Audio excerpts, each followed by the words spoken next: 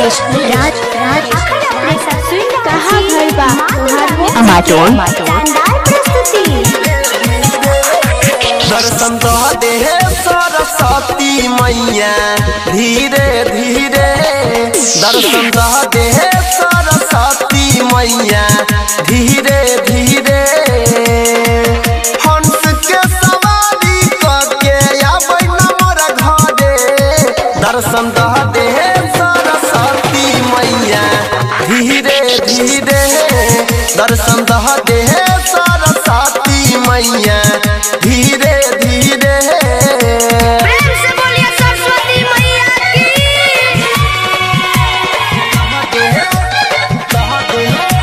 क्या नाम है आपका? डी डी डी जे जे जे मुकेश मुकेश मुकेश कहाँ घर है?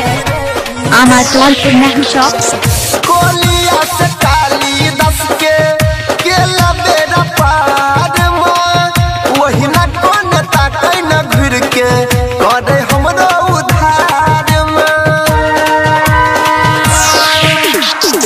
कोलिया से काली दस के केला बेरा पार में, वही न कोन ताकै न घुर के करे हमरो उधार में।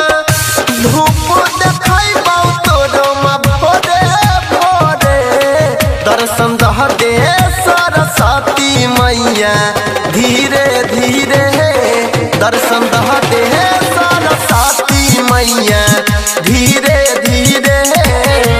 प्रेम से बोलिए सरस्वती मैया की। आपका नाम क्या है? और आपका? डी डी डी जे जे जे मुकेश राज राज राज कहाँ घर है? अमाटोन मोबाइल नंबर 9021676653।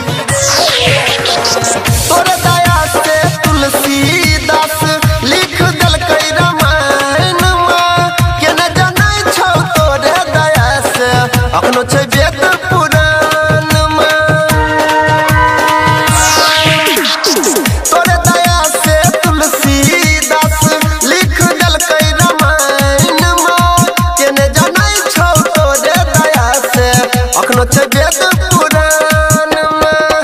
कोमल के आसन विराजै छै गंगा तीरे, दर्शन दह दे सरस्वती मैया धीरे धीरे, दर्शन दह दे सरस्वती मैया धीरे धीरे। प्रेम से बोलिए सरस्वती मैया की।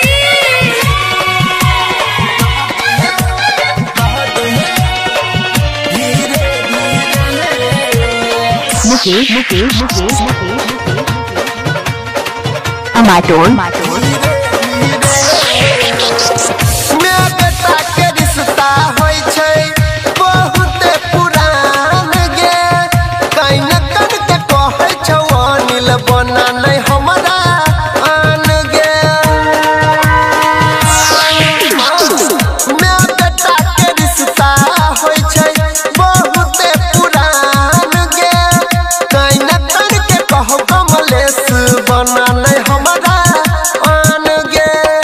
मेवा मिठाई चढ़ैबौ हम तोरे, दर्शन दह दे सरस्वती मैया का नाम है तोहार? डीजे मुकेश राज राज सरस्वती मैया कहाँ घर बा धीरे अमाटोन